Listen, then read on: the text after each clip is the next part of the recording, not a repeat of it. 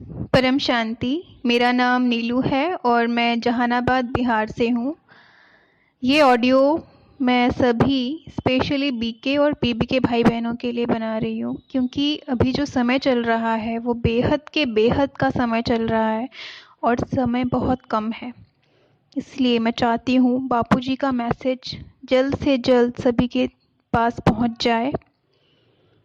मैं अपना हद से बेहद तक के अनुभव को आप सभी के साथ शेयर करना चाहती हूँ। मैंने ब्रह्मा कुमारीज़ की स्टार्टिंग सिस्टर शिवानी के प्रोग्राम देखने से की। उनका प्रोग्राम देखते देखते मैंने ब्रह्मा कुमारीज़ की वेबसाइट को सर्च करना शुरू किया और सर्च करने के बाद मैंने देखा कि उनकी वेबसाइट में रेड कलर से एक मैसेज प्रिंट है जिसमें कि लिखा हुआ था, परमात्मा धरती पर आ चुके हैं, शीघ्र करें। वो बात मेरे अंदर चली गई। उसके बाद सबसे पहले अक्टूबर 2012 में मैं ब्रह्मा कुमारीज़ में गई। भोपाल जोन का जो सेंटर है वहाँ पर मैंने 7 डेज़ का कोर्स किया। कोर्स करने के बाद मुझे काफ़ी अच्छा लगा और मैंने अपने अंदर काफ़ी चेंजेस भी देखे। मैंने फ़ील किया कि मेरे अंदर एनर्जी एक्सचेंज हो रही है और बॉडी में I can feel that energy. मैंने झब्बू भाई से पूछा, जो कि जिनसे मैंने कोर्स किया था, कि ये आखिर ये क्या है। उन्होंने बताया, आपका योग लग गया है। उसके बाद मैंने काफ़ी सर्च करना शुरू किया मेडिटेशन के ऊपर, ऑडियो वीडियो काफ़ी देखे और मेडिटेशन में मुझे काफ़ी इंटरेस्ट आने लग गया और ये मेरा एक रूटीन बन गया। इसके साथ साथ मैं ब्रह्मा कुमारीज़ में भी रेगुलर हो गई। ब्रह्मा कुमारीज़ की धारणाएं मैंने ऑलमोस्ट सारी धारण करती गई और इसी बीच मुझे भोपाल जोन की जो हेड हैं नीतू दीदी, उनके साथ माउंट आबू जाने का चांस मिला। वहाँ पर मैं 5 दिनों तक पांडव भवन में रुकी। वहाँ से लौटने के बाद सभी ने मुझे कहा, आप बहुत ही भाग्यशाली आत्मा हैं कि आप पांडव भवन में रुके। और पहली ही चांस में मैं सभी दादियों से भी मिली। इसके बाद नीतू दीदी ने मुझे सेंटर चलाने का ऑफ़र दिया। मुझे ब्रह्मा कुमारीज़ का ज्ञान काफ़ी अच्छा लगने लगा था, लेकिन मैं सेंटर के बंधन में नहीं बनना चाहती थी। उस समय मैं आरजीपीवी में एज असिस्टेंट प्रोफेसर जॉब कर रही थी, तो मैं इंडिपेंडेंट रहकर ही ये सब कुछ करना चाहती थी। तो मुझे कुछ समझ में नहीं आया कि मैं क्या करूं। इसी बीच मेरी फैमिली को भी मैंने ब्रह्मा कुमारीज़ का ज्ञान दिया और मेरे पापा भी रेगुलर ब्रह्मा कुमारीज़ में जाने लग गए। 2013 में मैंने 2013 में मैंने CISF assistant sub inspector clear किया और मेरी जॉइनिंग आ गई।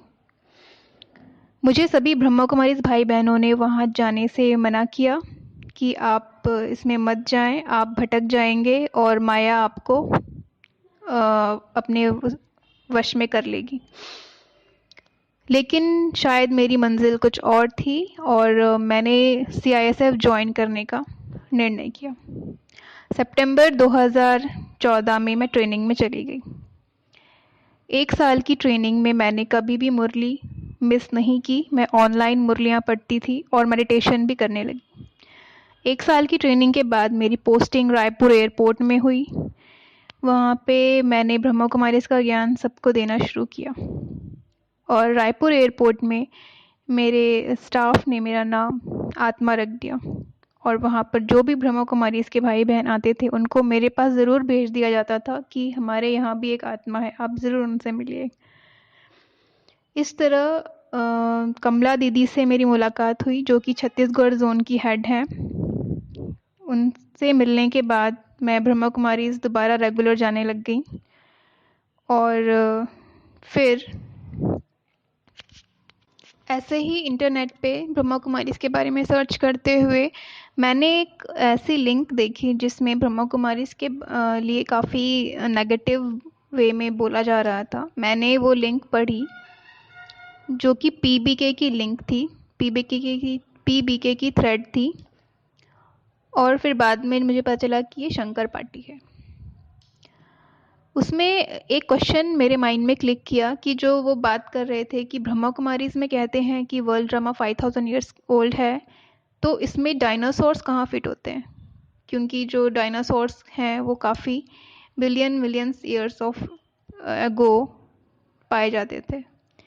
तो ये बात मैंने मेरे माइंड में क्लिक किया फिर, लेकिन मैंने इस पे ज़्यादा ध्यान नहीं दिया क्योंकि मुझे ब्रह्मा कुमारीज़ पे पूरा निश्चय था।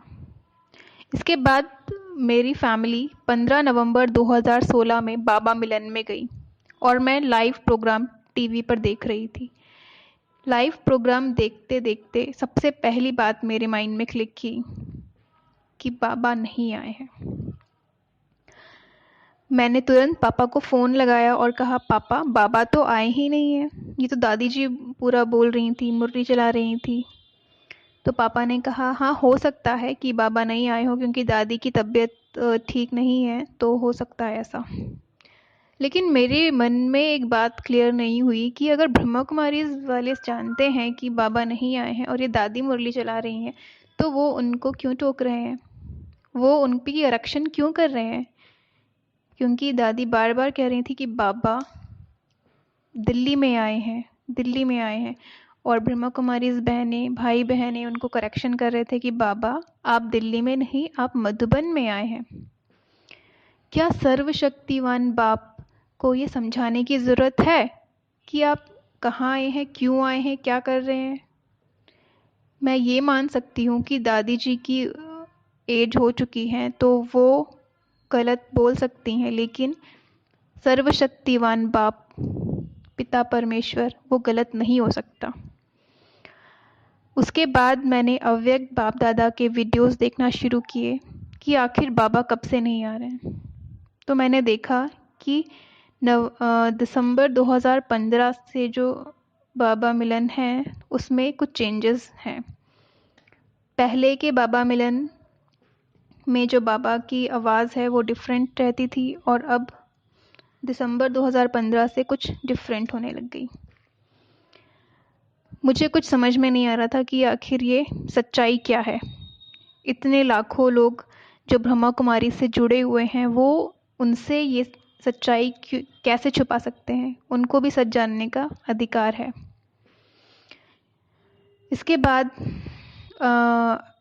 18 जनवरी 2017 के बाप दादा मिलन में जाने का मेरा प्लान बना और सिर्फ मैं एक ही बात बार बार कह रही थी कि प्लीज़ प्लीज़ प्लीज़ बाबा इस बार आप ज़रूर आइएगा, एक बार मुझे आपसे ज़रूर मिलना है।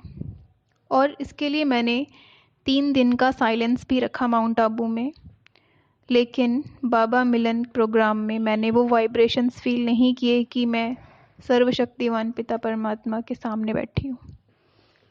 मुझे कुछ भी समझ में नहीं आया और वहाँ से लौटने के बाद मैंने तुरंत सेंटर की दीदियों को कॉल किया और उनसे बोला कि दीदी बाबा नहीं आए ना, उनसे पूछा।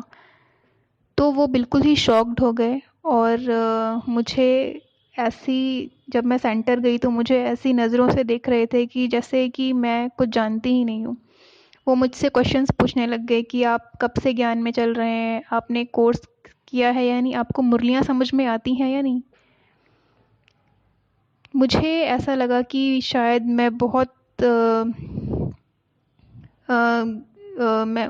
मुझे ऐसा लगा कि मैं कुछ जानती ही नहीं जैसे, इसलिए मैंने ज़्यादा आर्ग्यूमेंट नहीं किया उनसे और अंदर ही अंदर मैं सब कुछ जानती थी। मैं अंदर ही अंदर ये सोच रही थी कि क्या ये अगर ये सब सच्चाई जानते हैं तो ये क्यों छुपा रहे हैं, और क्या ये सच में वो नहीं देख पा रहे जो मैं देख पा रही हूँ। इसके बाद मुझे बहुत दुख हो रहा था कि क्या मैं अब बाबा से कभी मिल नहीं पाऊँगी, और मैं पुराने अव्यक्त बाप दादा के वीडियोस देखती रहती थी। मेरा एक्सपीरियंस कुछ ऐसा रहा है कि जब भी मैंने परमपिता परमात्मा को दिल से याद किया है तो मेरे लिए एक नया रास्ता ज़रूर खुला है। इस शिवरात्रि के बाद मैं अव्यक्त बाप दादा के वीडियोस देख रही थी और देखते देखते I cried from my heart कि प्लीज़ प्लीज़ प्लीज़ बाबा, मैं एक बार आपसे ज़रूर मिलना चाहती हूँ, बस एक बार, किसी भी तरह में मुझे आपसे मिलना ही है। और उसके बाद मेरी नज़र बापूजी के वीडियोस पे गई जिसमें परिवर्तन की बात कर रहे थे।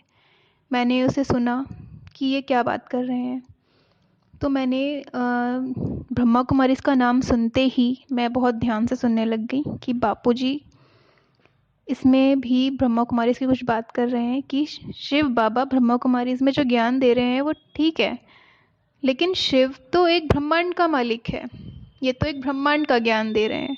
ऐसे तो अनंत कोटि ब्रह्मांड है, अनंत कोटि शिव हैं, शिव के भी मालिक महाशिव हैं, महाशिव के भी पिता परम महाशिव हैं। ऐसे तो अनंता अनंत यूनिवर्स है, अनंता अनंत परम महाशिव है। तो हु इज़ ऑलमाइटी अथॉरिटी। बस इतना सुनते ही मेरे अंदर कुछ क्लिक किया और मैंने बहुत सारे वीडियोस देखना शुरू कर दिया बापूजी का। और बापूजी जिसमें कह रहे थे कि बेहद का बाप कौन हो सकता है, बेहद का बाप बेहद के बच्चों से बेहद की बातें करता है, हद की बातें तो हद के मनुष्य करते हैं। उसके बाद मुझे पूरा यकीन हो गया कि बेहद का बाप बापूजी ही हैं जो हमें बेहद का ज्ञान दे रहे हैं और हमें उनसे ही बेहद का वर्षा मिलेगा। मैंने तुरंत व्हाट्सएप नंबर नोट किया और अनंत भाई जी से कांटेक्ट किया और मेरा पहला क्वेश्चन यही था कि क्या मैं बापूजी से मिल सकती हूँ। मुझे अनंत भाई ने बताया कि आप अक्टूबर में मिल सकते हैं, लास्ट साकार मिलन अक्टूबर में है। और मैं अपने आप को बहुत बहुत बहुत भाग्यशाली बेहद की आत्मा समझती हूँ, क्योंकि अप्रैल में ही 23 अप्रैल 2017 को ही मुझे बापूजी से साकार मिलन का सौभाग्य मिला। मैं बापूजी को कोटि कोटि नमन करना चाहती हूँ और उसके बाद से ही मैं बेहद की सेवा में लगी हुई हूँ।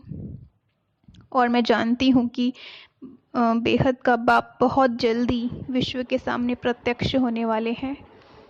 और तब से बस मैं यही सोचती रहती हूँ कि ऐसा क्या कर्म करूँ कि बापूजी का मैसेज विश्व की सर्व आत्माओं तक पहुँचे और कोई भी आत्मा इससे वंचित न रहे। बापूजी का जो वर्षा है वो सभी आत्माओं के लिए है।